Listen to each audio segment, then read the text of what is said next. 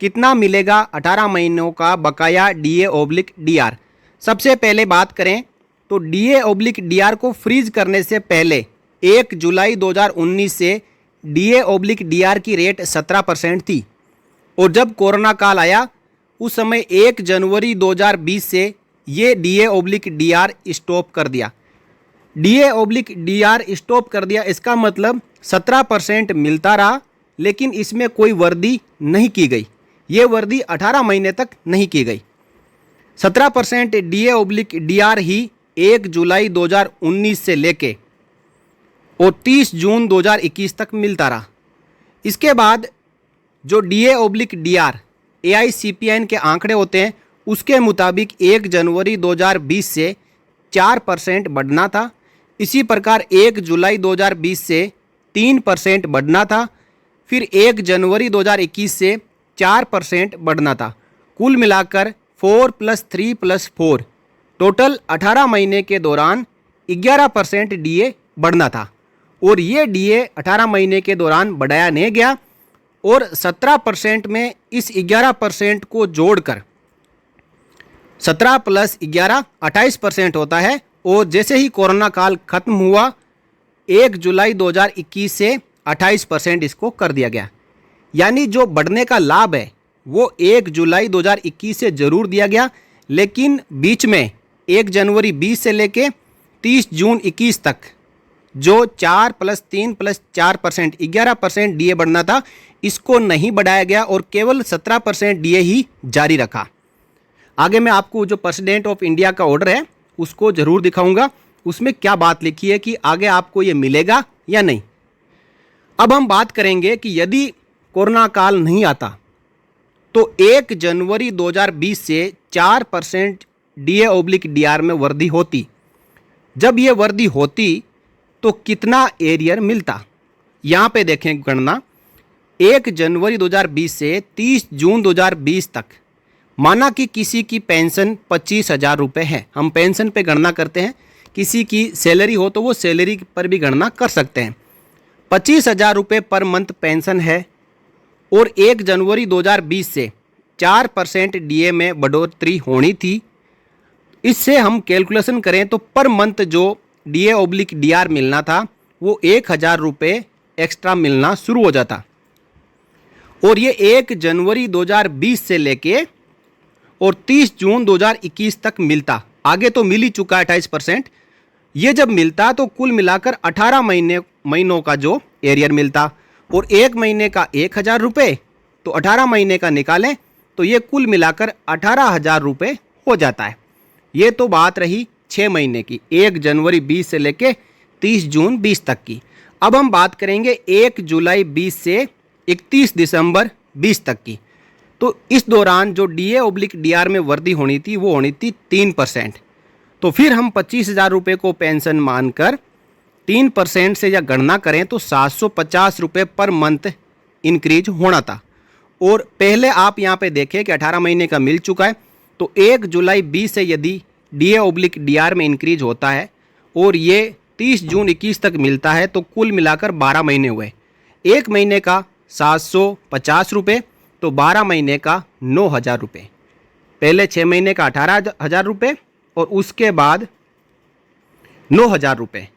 Finally हम बात करेंगे 1 जनवरी 21 से 30 जून 21 तक का। तो 1 जनवरी 21 से AICPN के आंकड़ों के मुताबिक 4% DA/DR में इंक्रीज होना था और 4% से हम कैलकुलेशन करें तो ये निकल के आता है 1,000 रुपये पर मंथ और ये पीरियड है 1,000 रुपये पर मंथ 6 महीने का, क्योंकि लास्ट में 6 महीने ही बचते हैं। तो 6 महीने का ये 1,000 रुपये इंटू 6 करते हैं तो 6,000 रुपये बनता है। तो 1 जनवरी 20 से 30 जून 20 तक 18,000 रुपये, 1 जुलाई 20 से 31 दिसंबर 20 तक 9,000 रुपये और 1 जनवरी 21 से 30 जून 21 तक 6,000 रुपये। इन तीनों को यदि हम जोड़ें 18,000 रुपये, 9,000 रुपये और 6,000 रुपये, तो ये बनता है 33,000 रुपये। यानी 25,000 पेंशन पाने वाले एक पेंशनर को यदि DA/DR 18 महीने का दे दिया जाए तो 33,000 रुपये डियरनेस रिलीफ के तौर पर एरियर मिलेगा। इसी प्रकार अपनी बेसिक को यहाँ पे रखते हुए पेंशन और पे के मुताबिक आप भी अपने DA/DR की कैलकुलेशन कर सकते हैं कि आपको कितना एरियर मिलेगा। अब हम बात करेंगे कि जो आदेश निकला था 18 मंथ्स का DA/DR फ्रीज करने के लिए, तो उसमें प्रेसिडेंट ऑफ इंडिया ने क्या कहा था। देखिए, ये आदेश निकला था 23 अप्रैल 2020 को। केंद्र सरकार के कर्मचारियों की महंगाई भत्ते और केंद्र सरकार के पेंशन भोगियों की महंगाई राहत की मौजूदा दरों को जुलाई 2021 तक रोकने के संबंध में आगे लिखा है कि अधो हस्ताक्षरी को ये कहने का निर्देश हुआ है कि कोविड-19 से उत्पन्न संकट को देखते हुए ये निर्णय लिया गया है कि केंद्र सरकार के कर्मचारियों को 1 जनवरी 2020 से देय महंगाई भत्ते और केंद्र सरकार के पेंशन भोगियों की महंगाई राहत की अतिरिक्त किस्त का भुगतान नहीं किया जाएगा। 1 जुलाई 2020 और 1 जनवरी 2021 से देय महंगाई भत्ते और महंगाई राहत की अतिरिक्त किस्तों का भुगतान भी नहीं किया जाएगा।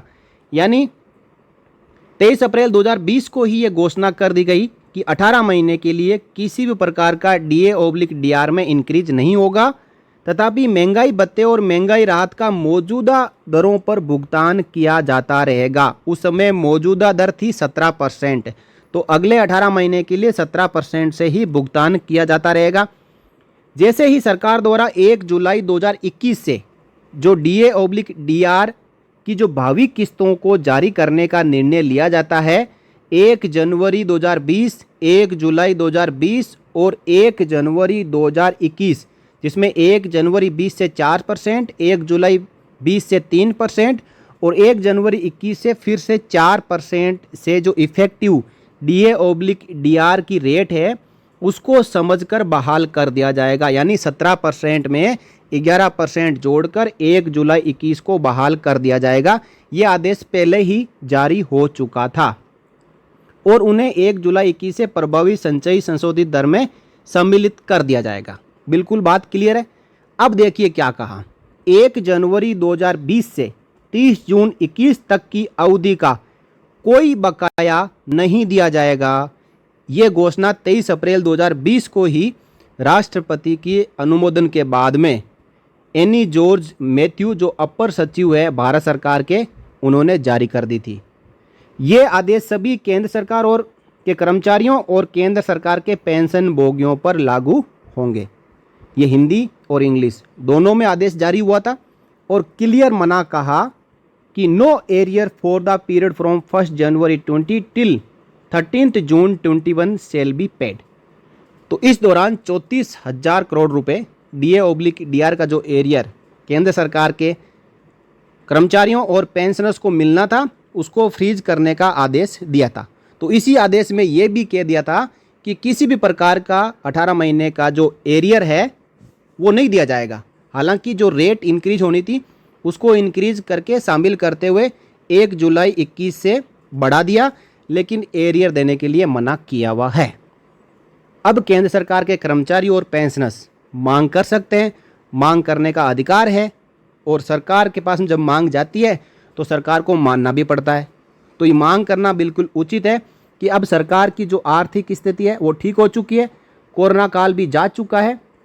अब केंद्र सरकार के कर्मचारियों और पेंशनर्स को मिलने वाला DA/DR का एरियर दीपावली से पहले एक तोहफे के तौर पे जारी कर दो। तो ये थी साथियों जानकारी कि हम लगातार 18 महीने के DA/DR के एरियर की मांग उठा रहे हैं, लेकिन उसके पीछे की पूरी हकीकत।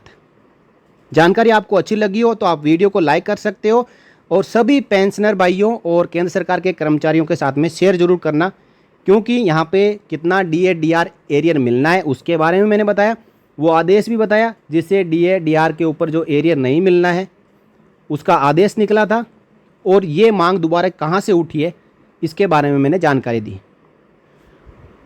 तो आप इस वीडियो को ज़्यादा से ज़्यादा शेयर करें और चैनल पर आप नए हो और आपने अभी तक चैनल सब्सक्राइब नहीं किया है तो ऐसी खबरें पाने के लिए आप चैनल को ज़रूर सब्सक्राइब करके रख लें।